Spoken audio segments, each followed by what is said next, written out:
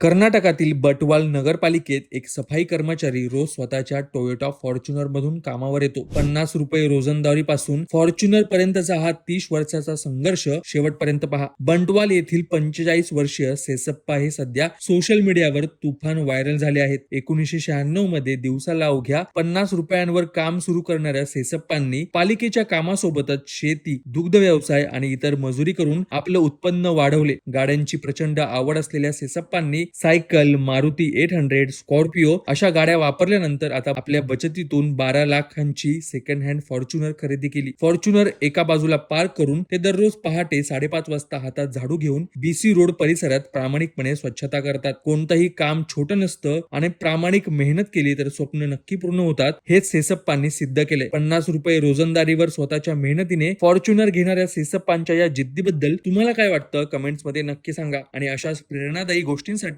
आपल्या अभिजात मराठी विशेषला नक्की फॉलो आणि सबस्क्राईब करा.